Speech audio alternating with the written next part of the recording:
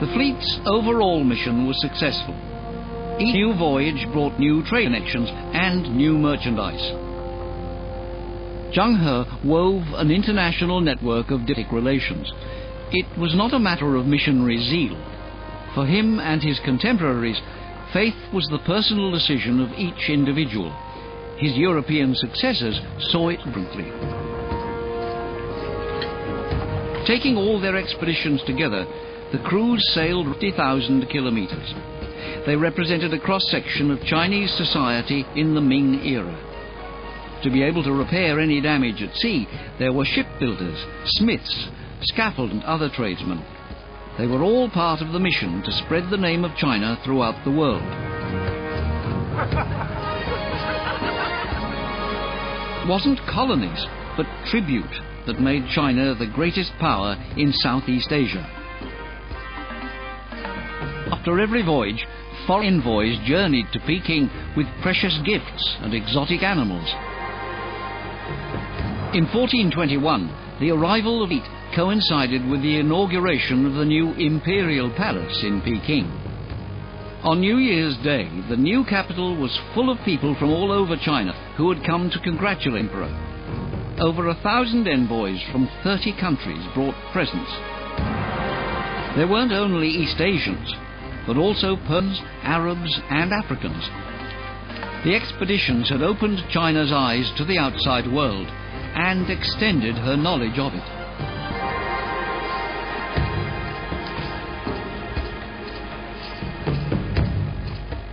One of the presents was a giraffe. The Chinese saw it as a good omen because the fabled animal only appeared, so they believed, when the world was in harmony and the sovereign was ruling wisely. But not everyone thought Yongle wise.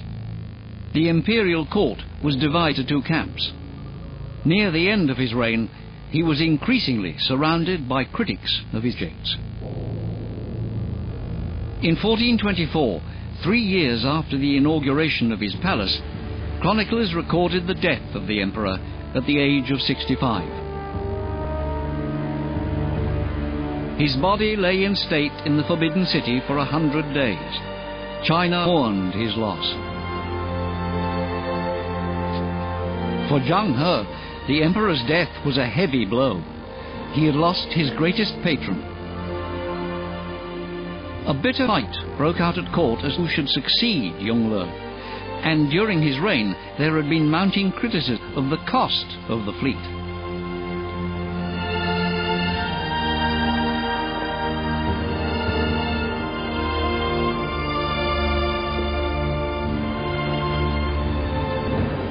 The forthcoming change of power would affect more than Zheng He's personal future.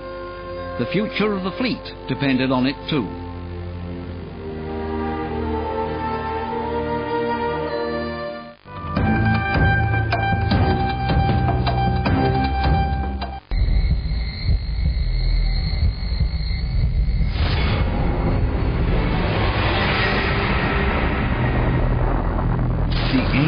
Put it down in prophecies. They put it down in calendars. Something very bad, very catastrophic is going to happen. When doomsday prophecy Fleet. Zheng He was appointed military commander of Nanking, an important post that confirmed the important part he played in the imperial court. His appointment set a precedent. From then on, more and more eunuchs were appointed as commanders. But after all the years at sea, it wasn't an easy change for Zheng He. He was hoping for an order to launch a new expedition. Meanwhile, the ships were falling apart. According to an imperial decree, damaged ships were not to be repaired and no new ones to be built. The conservative court officials of the day, they hadn't profited from the trade the fleet had brought in, as only eunuchs were allowed to work as traders and bankers. For the administrators, the fleet was an irritant, the cause of constant increases in tax. Just a few years after the imperial decree, only half ships were still seaworthy. Zheng He's life's work was rotting on the beach. Their former commander wanted a plaque to immortalize the voyages of the fleet. He was aware of the opposition at court and feared that the state chronicle conceal his expeditions in order to prevent anyone from undertaking such a big project ever again. Officially, the plaque was to give thanks to Tian Fei, the goddess of the sea, who had protected Zheng He and his crews.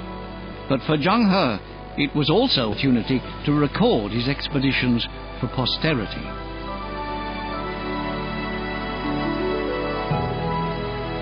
We travelled to Java, Malaya, Vietnam, Ceylon, and to the southern tip of India.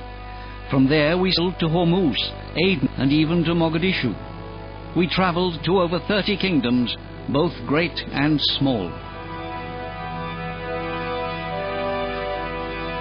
The new emperor's reign did not last long.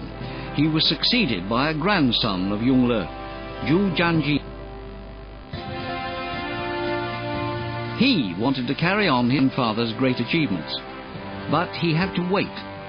The fight was still raging between the factions for and against the fleet. It was several years before he could rescind his predecessor's ban.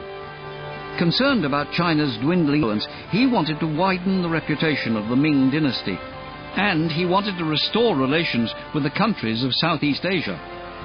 He gave the order for a 7th expedition. With almost 300 ships and crews totaling 30,000, it was the largest expedition so far.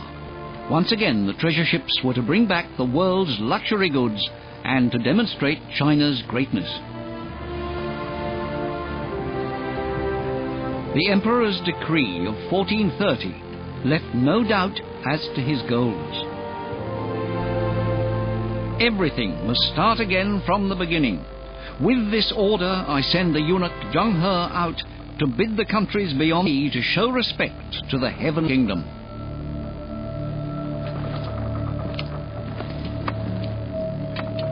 Zheng He was supposed to revive the old diplomatic relations and trade ties. Only he had the years of experience needed to bring it off. But he was now 62. The Chronicle of the Ming dynasty records that Zheng He died off the coast of India in 1433. With him died the great era of Chinese seafaring. The contact with distant countries was severed. The Chinese Empire began to impose isolation on itself. It's an irony of history that China withdrew from the seas at the very moment that the Europeans began to explore them. The Middle Kingdom frittered away the lead it had held. We can only speculate about the consequences. Who knows if the Europeans would have managed to conquer the world politically, militarily, or culturally if China had extended her presence at sea. Perhaps it was just as well that Zheng He did not live to see the end of his fleet. Only a few years after his death, nothing was left of the Chinese armada. Ocean faring was forbidden.